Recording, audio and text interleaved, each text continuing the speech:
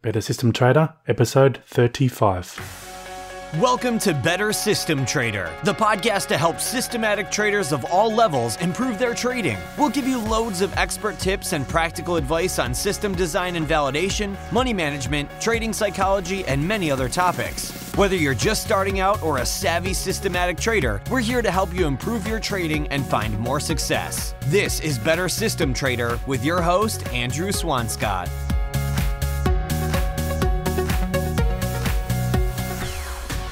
Welcome to the Better System Trader podcast. This is episode 35, and I'm your host, Andrew Swanscott. Have you ever developed a terrific looking back test only to lose money trading it after going live? Have you ever had a trading idea but were unsure how to determine if it really had an edge? Do you ever find yourself struggling to think of new trading ideas? If you said yes to one or more of these questions, then the Strategy Factory workshop taught by World Cup trading champion Kevin Davey may be just what you need. During this one-day online class, followed by 4 months of one-on-one email support, you'll learn how to successfully develop multiple trading strategies, plus you'll also receive fully disclosed code for 3 profitable strategies that Kevin actually trades. He has one more workshop scheduled for this year, so it could be a great way to finish 2015 and get set for a profitable 2016. So to find out more, head over to the show notes at bettersystemtrader.com/35 and click on the sponsor link. Now, before I introduce this week's guest, I'd like to make a quick announcement about the show. Over the past few months, we've had loads of great guests on the show covering a wide variety of topics. I've thoroughly enjoyed putting the show together, and I've learned a lot from the guests too, picking up so many tips to improve my own trading, and based on the feedback I've received, a lot of you feel the same way too. What you may not know though is that behind the scenes, each episode can take quite a bit of time to create, which is putting a strain on my current work capacity, so I'm going to make some adjustments to the show. For the next few months, I'll be changing the podcast from a weekly show to a fortnightly one instead, effective from this episode. The format and structure of the show will remain exactly the same, and my aim will still be to bring you insights from many top traders.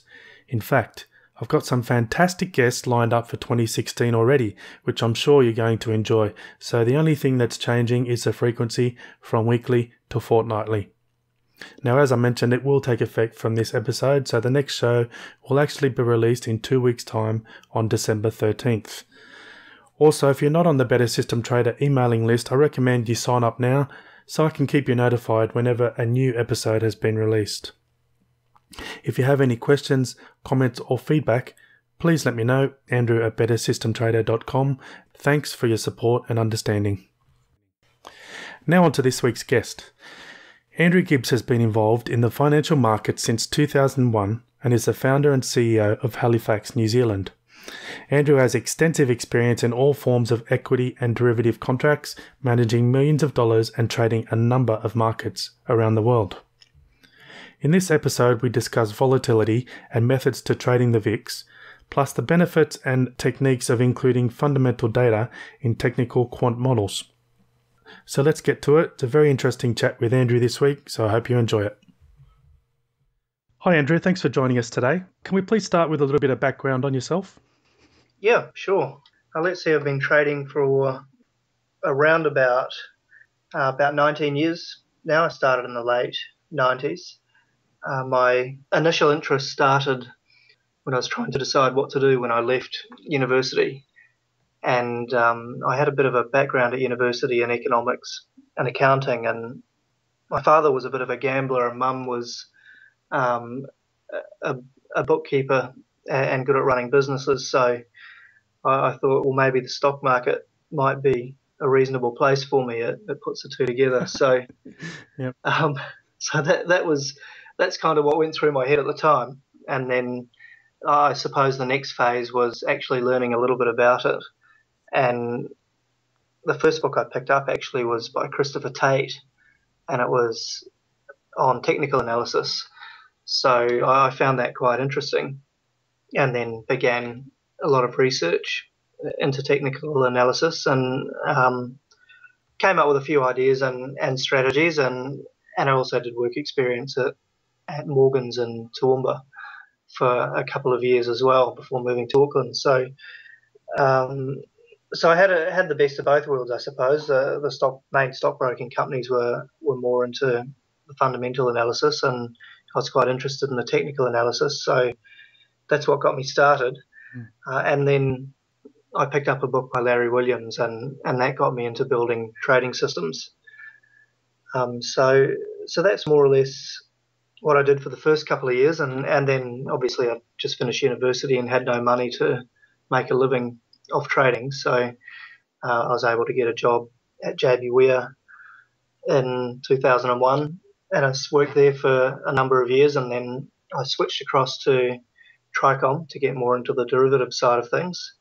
And then when things went pear-shaped for Tricom, I started my own business in 2008, which evolved into Halifax, New Zealand, which I'm still doing now. So I suppose that's a quick rundown on my background. Okay, so yeah, thanks for that, Andrew. So what type of trading approaches are you using today? I use a real combination of different approaches. So I have some approaches which are purely based around technical analysis. Some are a combination of technical and fundamental analysis, and then some are also just based purely on fundamental analysis. So a real mix, and also on the FX stuff, there's a little bit of statistical arbitrage there as well, where I'm looking to find correlated currency pairs and then trade the deviations.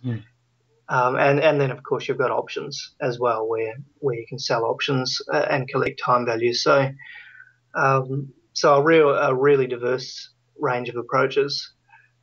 Yeah, okay. And is there any particular time frame that you're focusing on in those types of strategies? I try to avoid the really short-term intraday stuff just because there's a lot of competition in that area.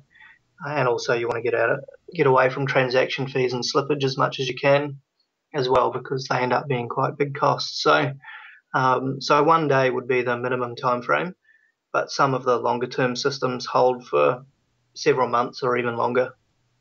Okay. So as you mentioned, you've got quite a diverse range of systems there, and you have you offer quite a few different types of systems on your website as well. So where do you come up with the ideas for all these strategies? I mainly just steal them from other people. I'm not very original. Okay, do you want to mention any names, or you'd rather not? Oh no, I'm happy to mention names. Yeah.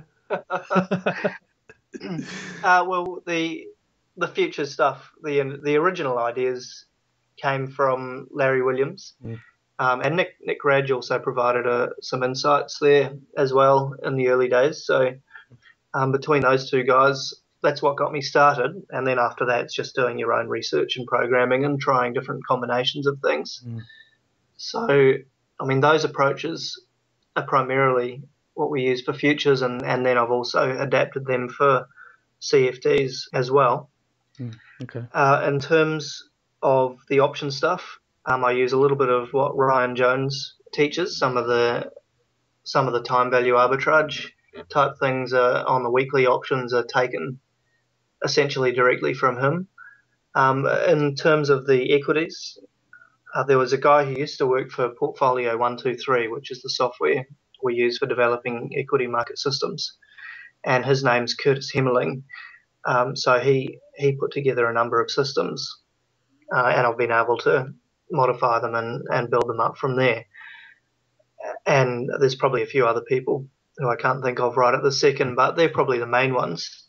Yeah. All right. Thanks, Andrew. So we've had quite a bit of volatility in the markets recently, and I know that you have some VIX trading models that you offer to clients and you trade yourself. So I'd like to have a bit of a chat about the VIX with you if I can. So sure. Should we just start with the basics? What is the VIX?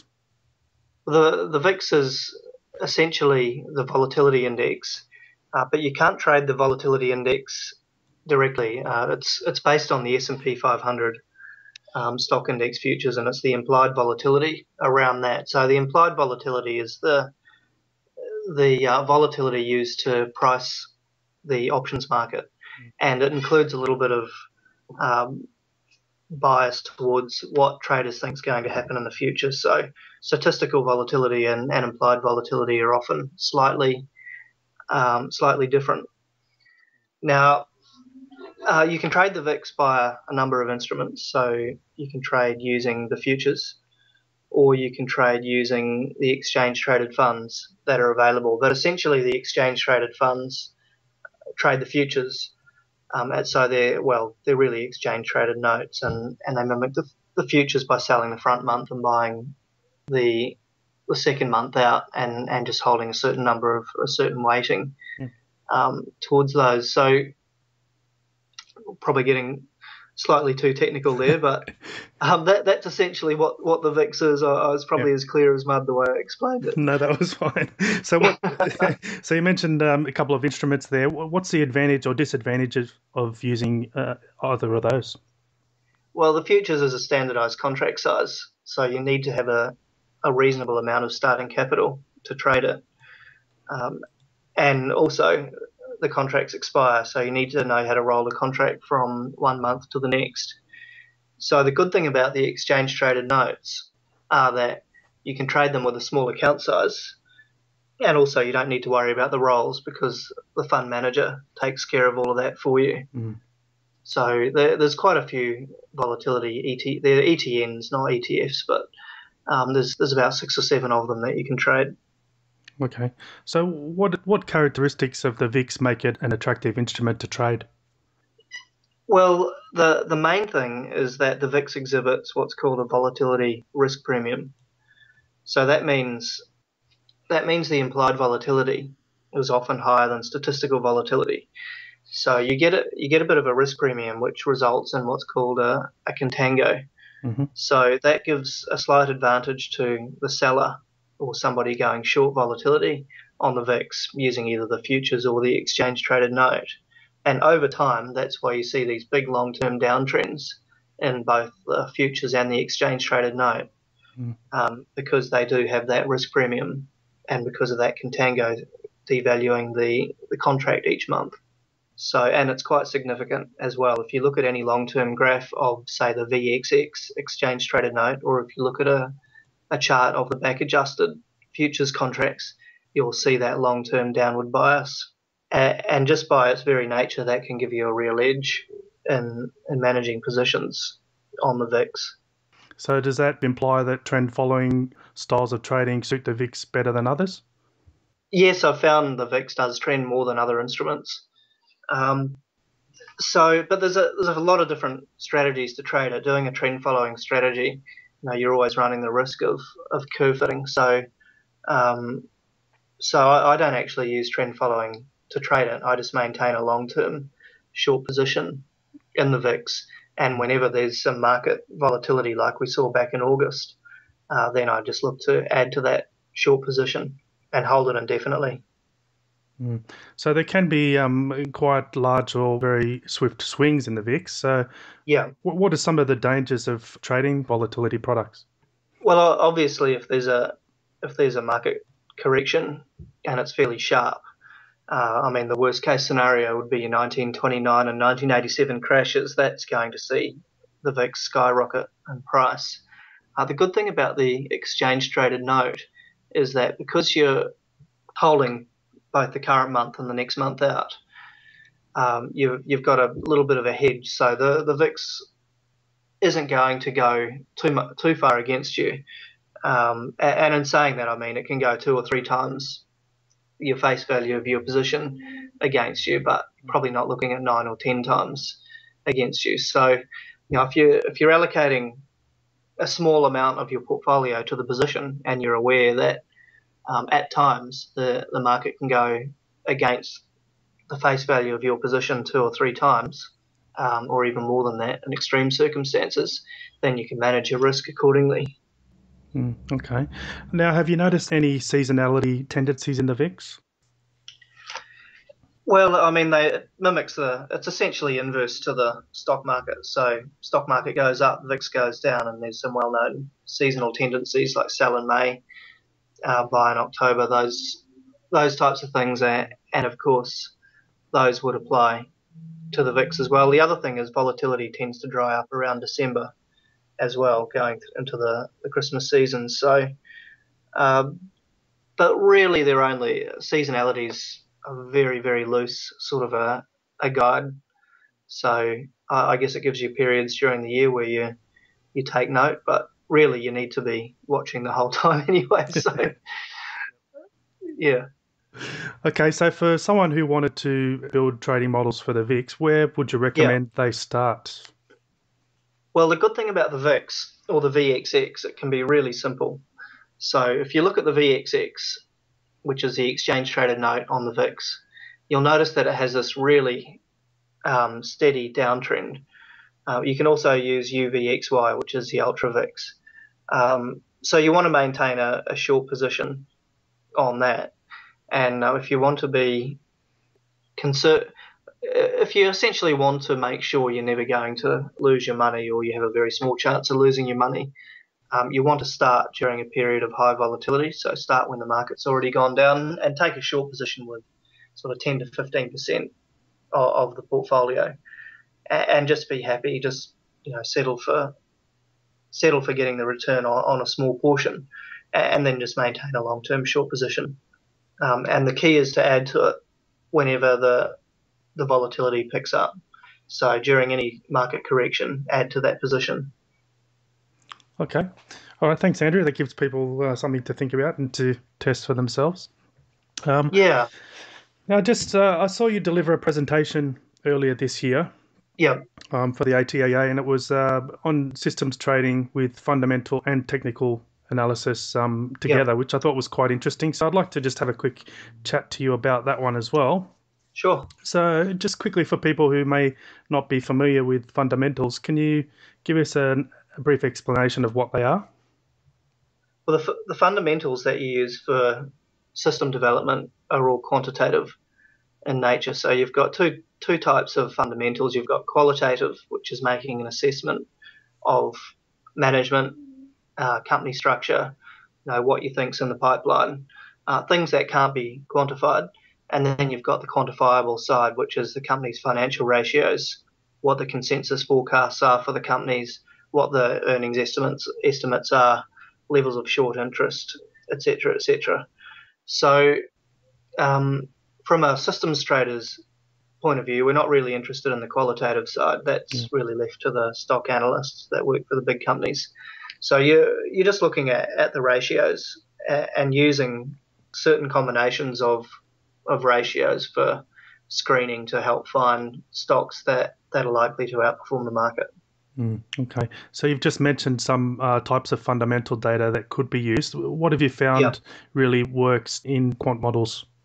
Well, there's a number of different things. The main ones would be measures of valuation. So you're looking at price to cash flow or enterprise value to EBITDA, enterprise value on its own, price to earnings ratios, price to sales, price to book. All of those types of things are a measure of value. So finding companies that compare well compared to other companies in the same sector or compared to the overall market is a good start. Then you can look at things like the operations of the business, so return on equities and return on equity, return on inventory, return on investment, asset turnover. All of those types of things can also help sift through those companies that might have low earnings multiples, but they're low for a reason because they're not great companies, or they're out of favour for some reason. So, and then you look at levels of, so some other ones which are slightly different are levels of short interest, which is the number of short selling going on in a particular stock. So you're looking for low levels of that, and there's a number of other measures as well. But there's some good basic ones to start with. Earnings revision's another one that comes to mind. Yeah, so why do you think that those measures work and not others? Well, I suppose it makes sense. I mean, really what we're all trying to do is to buy a stock when it represents good value at the moment, because that means it's probably got a fairly high chance of going up compared to something that doesn't represent good value. So, things you can actually put a finger on and say, all right, I understand why that's working. So short interest, obviously that if you've got a stock with a high level of short interest, there could be somebody who's putting on those positions who knows more than what's readily apparent on the surface. So that's just something to watch. You can use other things like analysts' consensus forecasts or consensus recommendations. But one that's quite useful is looking at earnings revisions. So looking for a recent upward earnings revision in a stock that represents good value, and then showing some higher volumes moving into the stock is a pretty good sign as well. Okay, so fundamental data is not released very often. How does that impact the type of trading models that you can build with that? Well, at the moment, the data we use is only available for US stocks, so it comes out every quarter, and then sometimes you have revisions or updates in between those periods. So, I mean, the price moves in relation to those static numbers. So, obviously, the price going down means sometimes the stocks move into an area where they represent value, whereas previously they may not have, and then it gets highlighted on the radar. So, I mean, it's all about price relative to the fundamental data. Now, you just mentioned that data does get revised. Yeah. When you're doing backtesting, how do you actually account for that? Well, the software I use, which is Portfolio 123, does all of that for you. So they use what's called the CompuStat point-in-time database. So each week they update their database with the new fundamental data and make all the adjustments. So essentially, you don't have to worry about that as a trader. You just have to worry about the stocks that the screen picks up in their candidates for further research. So then when you move to live trading and you're in a position and then some of the data gets revised, what do you do to account for that? So the portfolios rebalance once a week. So what might happen is if the data gets revised and it means the stock has a lower ranking than it did the previous week, it'll essentially drop it out of the portfolio and then move one in that now has a higher ranking. So, I mean, what the program does is it ranks stocks from best to worst, and it just focuses on those top 10% of the stocks, or it could be top 5% or top 2%. It's whatever you set it to. And then if the stock drops out of that top 10 or 5%, then it gets replaced with one that's moved into it. What happens is the great thing about Portfolio 123 and the reason I use it is because you can backtest the screening criteria.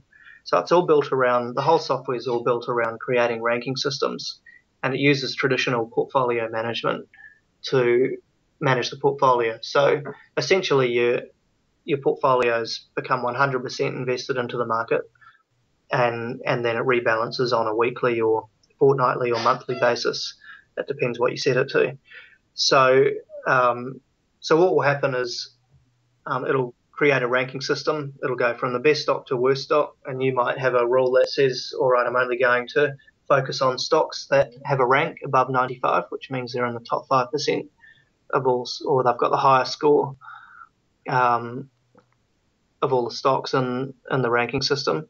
And but if it drops out, you might have a sell if it drops below 92, which means if it's not in the top 8%, it's an automatic sell, and then you replace it with something that's made the top 5% since then.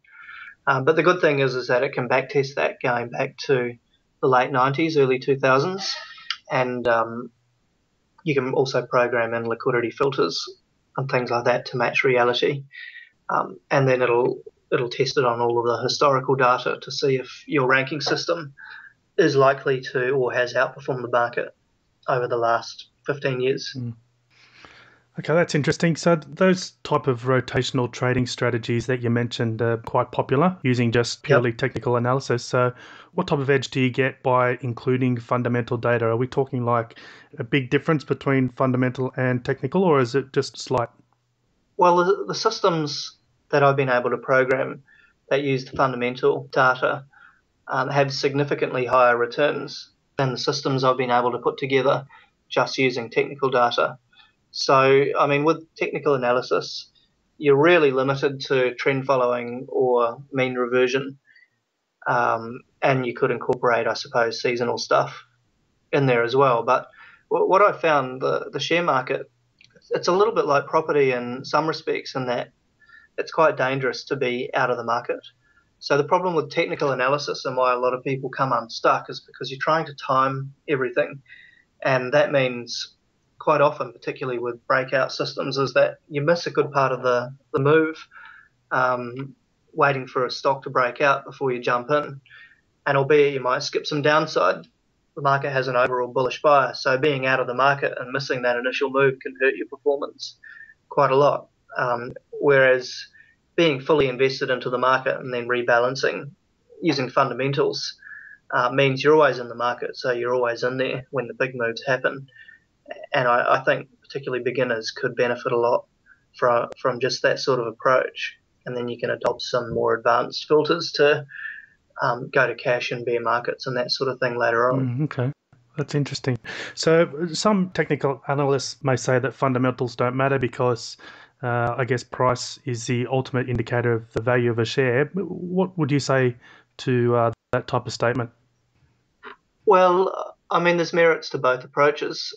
So I guess it depends. If someone was challenging me, I'd probably I'd probably say, well, technical analysis is really easy to curve fit and data mine, and your future results don't look anything like what the back tests look like. So what I found is that the fundamental systems tend to be quite robust. The performance tends to continue, and it tends to follow that same path that the back tests have have followed. So whereas with technical analysis, I've been doing technical analysis and systems for a lot longer than I have the fundamental stuff, and quite a lot of the time the equity curve does go flat the moment you start trading a system, because you've actually mined the data, and it's quite surprising how easy it is to data mine. You don't actually have to do much. So technicals, you're limited to very, very simple systems, recurring patterns that happen a lot and only have a very small expectancy or edge.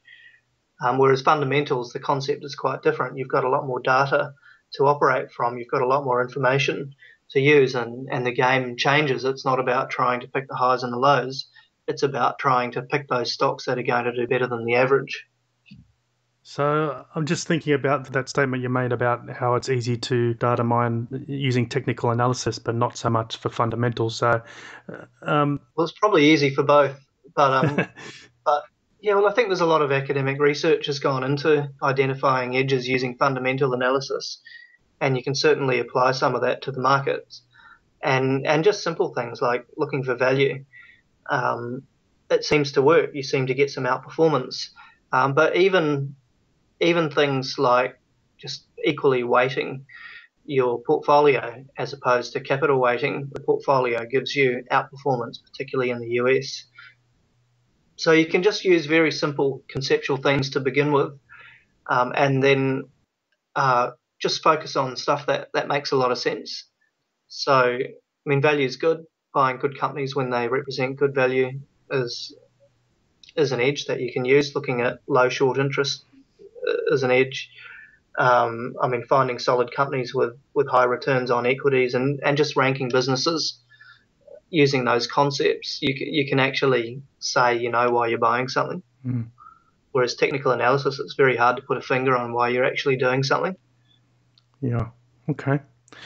A little bit more on this, on the accuracy of this fundamental data, because there have been a number of companies in the past that have reported data that perhaps indicates the company's going fine, but the stock price is falling, and then ultimately the company goes bust. So you're really relying on the company being or reporting honestly and being transparent. But what can you do to account for that in a trading model? Well, I mean, it's always going to happen at some point. The best defense is diversification. So, trade a minimum 5 stocks, and really, it doesn't matter what approach you use. Sometimes a company is going to halve in value on you, or it could even go broke, and there's not much you can do about it.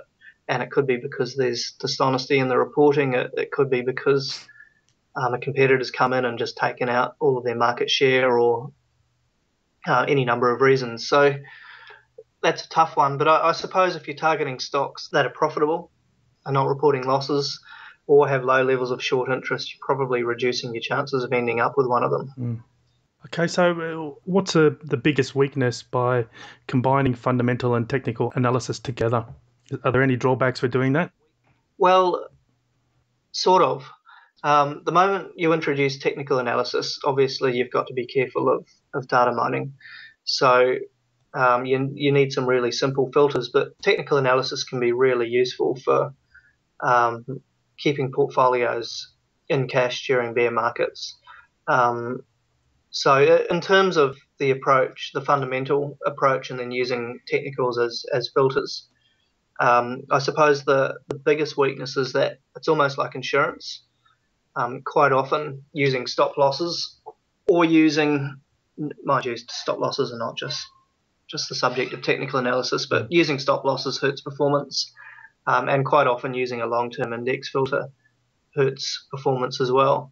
But what the index filters, as opposed to the stops, do is reduce that big downside, but it does hurt upside performance. So anything that's kind of like insurance, where you're trying to reduce downside risk, often reduces the actual upside performance. Oh, but maybe not the risk-adjusted returns. Okay, so if someone wanted to get started building fundamental quant models, what would you recommend?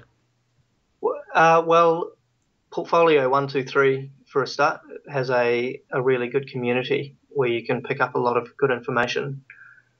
So that would be the best place to start. Their website. I'm not associated or affiliated with them, by the way. I just think it's really good software. So portfolio123.com is their website, and they have a lot of huge amount of information, so enough to get most people started. But I think the biggest mistake most beginners make is starting on technical analysis.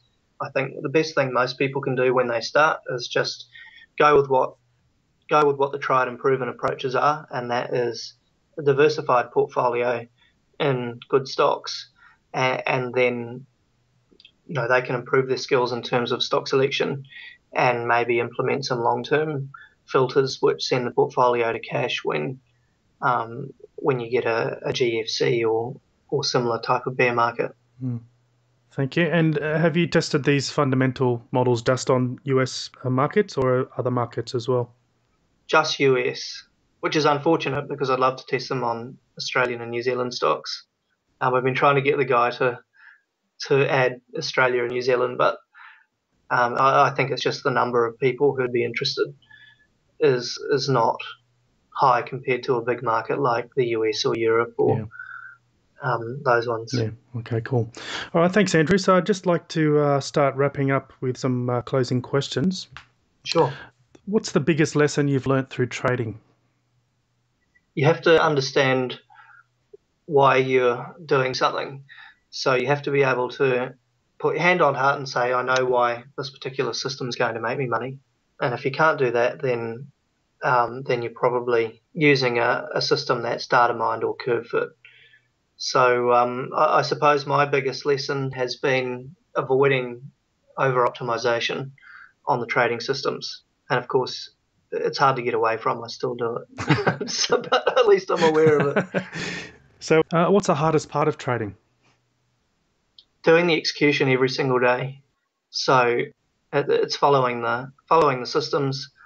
You might be sick one day and you can't be bothered getting up and doing all the trading, but it's got to be done. So that's probably the hardest part. But I also think the system development is quite difficult as well. It's made out to be easy, but it takes a lot of time and effort. Okay. Next question. What is the best trading advice you've ever received? There's nothing specific that I've ever had which I could say this is the best I've ever received. It's just a whole lot of little things that you pick up on the journey, I suppose. I suppose patience would be the biggest one, but nobody ever said that. It takes time for money to grow. I suppose that's another good lesson. Trying to go for the jackpot or trying to get the really, really high returns in a short space of time just means that it actually takes you longer to get there because you fail to achieve your goals. You need to set realistic goals and achievable results and look to grow your money over a 10-year period as opposed to a 12-month period. That's a good way to look at it. Yeah. Okay, what do you think is the most important ingredient for a trader to become successful? There's a lot of different things in there as well. So you need a good system for a start, or a good approach, one that's going to make you money. So that's you need the discipline to follow the system, and that comes with understanding what you're doing so that you have confidence in it, as opposed to flitting from one system to another where you're not really quite sure if you're doing the right stuff. And then obviously doing the execution every day or once a week or however often you decide to do it is really important as well. So I'd say those three things would cover it, along with managing risk and managing your money. Yeah. Okay, cool. Do you have any favorite trading books? I actually think people are better off to go onto the forums now and learn from there. So the Portfolio 123 forum, if you're wanting to learn about quantitative trading, you'd go onto there and pick up all the stuff, and then they'll direct people to the right books. I mean, I like Long-Term Secrets to Short-Term Trading. That was quite useful when I first read it to get me started, but also that's probably also quite a good book on how to mine data as well. So a lot of the systems I built based on those approaches had flat equity curves after they were released because there was too much data mining going on. So anything on quantitative trading is useful. Anything on portfolio management is probably quite useful for beginners. And then the more advanced traders can possibly move into the technical type stuff and then use market timing to reduce your risk where you can leverage things a little bit. All right, thanks, Andrew. So what's the best way for listeners to get in touch with you? Probably by email. So my email is andrew.gibbs@halifaxonline.co.nz. Okay, excellent. All right, so thanks so much for your time today, Andrew. Is there anything else that you'd like to mention before we wrap up for today? No. I think we've covered the main parts, at least the parts I can think of off the top of my head. So, Okay, great. Well, thanks again for spending time with us today and sharing your insights into trading the VIX and combining fundamental data with technical analysis into a trading model. It was really interesting and very valuable. So thanks again, Andrew, and I wish you all the best. No worries. Appreciate you having me on there.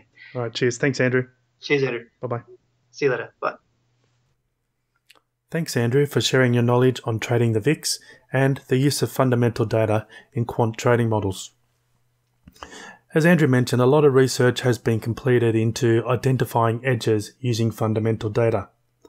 And by combining fundamental and technical analysis, Andrew has actually created systems with a substantial edge over purely technical analysis models. If you'd like to know more, I've added a video on the show notes page where Andrew goes through it in detail, showing the application of fundamentals in these models and even some of the returns. So I highly recommend you take a look. It's really interesting. The show notes page is at bettersystemtrader.com/35. Additionally, if you have any questions or comments, please post them on the show notes page too, and we'll get back to you. Anyway, that's it for this week. I hope you enjoyed the chat with Andrew Gibbs, and as I mentioned at the start of this episode, I'll catch you in a fortnight. Thanks for listening to Better System Trader. Thanks for listening to the Better System Trader podcast. The next step is to head over to bettersystemtrader.com for more expert tips, practical advice, and exclusive content. Catch us next time for even more great ways to improve your trading here on Better System Trader.